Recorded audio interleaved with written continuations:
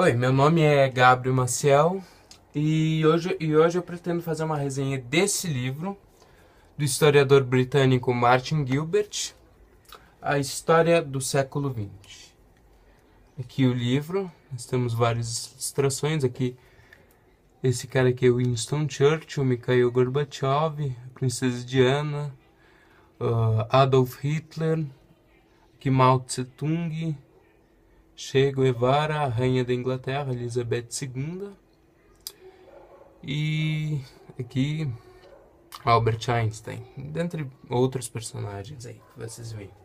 Martin Gilbert nasceu em 1936 e morreu em 2015. Foi um historiador britânico, membro honorário da Merton College, Universidade de Oxford. Foi autor de incríveis 88 livros, incluindo 2 biografias de Winston Churchill, uma do período de quando ele era jovem e outra já quando ele era adulto e tudo mais. E um livro sobre a Primeira Guerra Mundial, um livro sobre a Segunda Guerra Mundial, um livro sobre o Holocausto e ainda uma biografia do Estado de Israel. Esse livro é da editora Crítica, né? Essa editora Crítica também trouxe aquela série de 3 livros do historiador Richard J. Evans, né? A Chegada do Terceiro Reich, o Terceiro Reich no Poder e o Terceiro Reich em Guerra. E é o resumo de 3 livros do mesmo autor, que são uma série de 3 livros do mesmo autor, me desculpem. O primeiro é Impérios em Conflito, que cobre o período 1900-1933. O segundo é Descida à Barbárie, que cobre o período 1933-1951. E o terceiro é Desafio à Civilização, 1951-1999. E esse livro é o resumo dos 3, que ao todo contam com 2.700 páginas. Ele é o resumo e ele contém 856 páginas. Bom, logo na introdução, o autor declara que ele não pretende atacar regimes ou ideologias, mas sim relembrar a morte de cada ser humano que morreu no século passado. Eu acho que isso fica evidente quando a gente nota ao longo do livro que ele dá mais relevância a números de mortos, por exemplo, em acidentes naturais, do que em mortos por regimes, assim, tipo o regime nazista, ou o regime do apartheid, ou o regime da União Soviética, enfim. Outra evidência disso é que na página 718, a última página de leitura antes da seção dos mapas e do índice remissivo, ele diz que o século XX recebeu muitas denominações. Entre elas constam o século da guerra, o século do homem comum, porque, como disse Churchill, foi nele que o homem comum mais sofreu, o século do refugiado, Em 1980, o Alto Comissariado das Nações Unidas para Refugiados era responsável por suprir as necessidades e o bem-estar de 2,5 bilhões de pessoas. Ao final do século, esse número se elevou para 21 milhões. Entre os problemas e as oportunidades desse planeta superpovoado, a situação aflitiva dos refugiados era um lembrete veemente de como a vida podia ser árdua.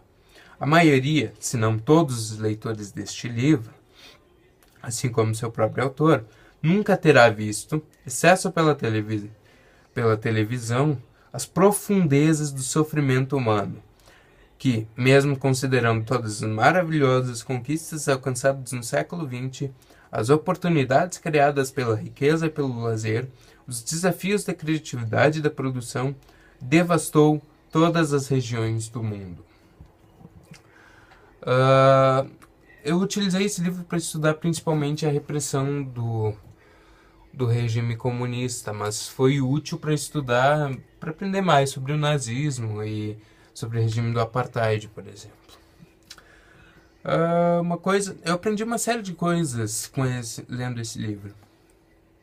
Uma coisa que eu aprendi é que o alto comando militar alemão, desculpe, ele temia que, antes do início da Primeira Guerra Mundial, ele temia que em 2 ou 3 anos já não seria mais possível superar a Rússia czarista em armamentos.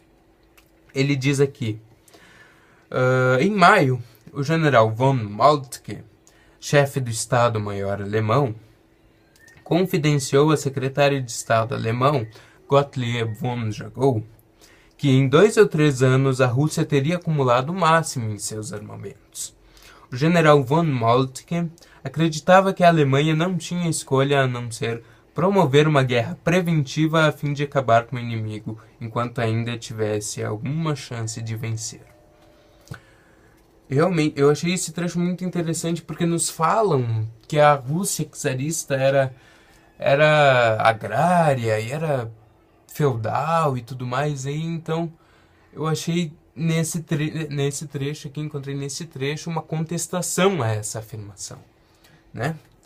E em outra coisa que eu achei muito interessante, que ele diz aqui na página 191, que a União Soviética auxiliou a Alemanha a se rearmar, né, ilegalmente. E isso não só a Alemanha, mas outros 3 países, tipo a Itália, a Suíça e a Suécia, através de uma série de, ele diz aqui, uma série de arranjos secretos no Tratado de Versalhes. Desculpa, é que me fugiu a palavra. Bom, eu vou ler o trecho aqui para vocês. Começando em 1922 e alcançando seu auge em 1926, 9 instalações individuais foram construídas na União Soviética, em locais secretos para permitir que a pesquisa e o treinamento militar dos alemães avançasse. Em 4 desses locais, fábricas de armamento russas produziam armas e munição sob supervisão alemã. Em outro, engenheiros alemães produziam tanques. Em outros 2, os alemães estabeleceram uma fábrica de gás venenoso e um centro de pesquisa para a guerra química. Em mais um deles, havia ainda uma escola de aviação para pilotos alemães, e praticamente cada oficial da Força Aérea Alemã que viria ocupar uma posição alta na cadeia do comando alemão durante a Segunda Guerra Mundial frequentou a escola de aviação entre 1926 e 1931. Bom, e outra coisa que eu achei interessante no livro é que ele é repleto de ilustrações aqui. Que, por exemplo, nós temos uma ilustração que mostra soldados britânicos na Guerra dos Boers na África do Sul em 1900. Logo abaixo nós temos Orville Wright e seu planador, né, seu protótipo de avião em 1903. Que mais?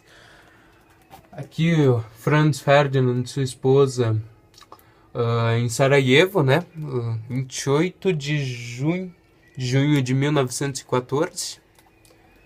Para quem não sabe, se eu não me engano, foi nesse dia que eles foram assassinados, né? E esse evento é que vai auxiliar, né? Vai ser considerado a gota d'água para a eclosão da Primeira Guerra Mundial. Aqui temos, logo abaixo, nós temos soldados turcos em Galípoli, em 1915. Soldados sérvios em retirada, no inverno de 1915 para 1916, que também soldados romenos indo para o fronte da guerra em 1916. Aqui Lenin disfarçado, do lado dele Stalin, abaixo o jovem Churchill e do lado de Churchill o Kaiser Guilherme II da Alemanha. O que mais aqui? Deixa eu encontrar uma coisa que eu achei interessante. Aqui presidente Paul von Hindenburg e Hitler, em 1933. Aqui Mao Tse-tung conversa com camponeses na Guerra Sino-Japonesa, logo antes da Segunda Guerra Mundial.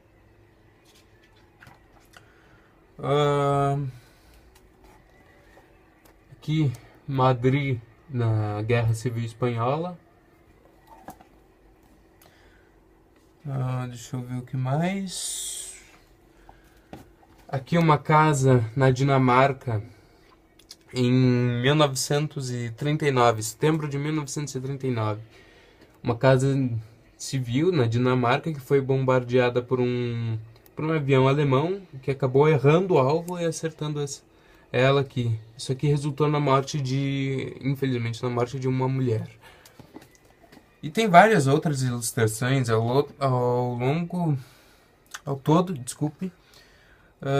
São 11 páginas de ilustrações aqui, todas mais ou menos com 2 ou 3 fotografias muito interessantes. Deixa eu mostrar mais uma aqui. Aqui, o Muro de Berlim, né?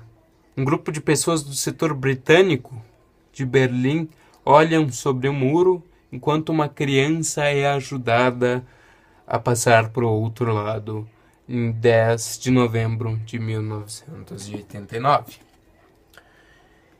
E várias outras ilustrações aqui sobre todos os acontecimentos. A chegada do homem na Lua, aqui figuras sobre reuniões entre líderes americanos e soviéticos e etc.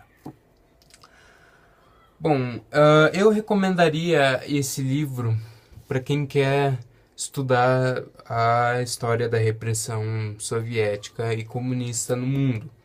Ele não é específico, lógico, ele é sobre a história do século XX, mas foi muito útil para mim esse livro para estudar a repressão soviética, a repressão comunista, principalmente na Ásia. Ele não fala muito da América do Sul em termos políticos, faz só uma citação, 2 citações ao Brasil, uma citação a Cuba e tudo mais. Mas eu recomendaria a você que quer estudar a história da repressão comunista, stalinista, maoísta no século XX. Bom, é isso. O vídeo já tá ficando meio longo, ficou maior do que eu esperava que ia ficar.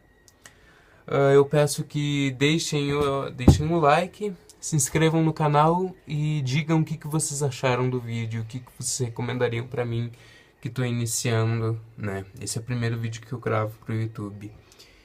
E, enfim, muito obrigado e até a próxima.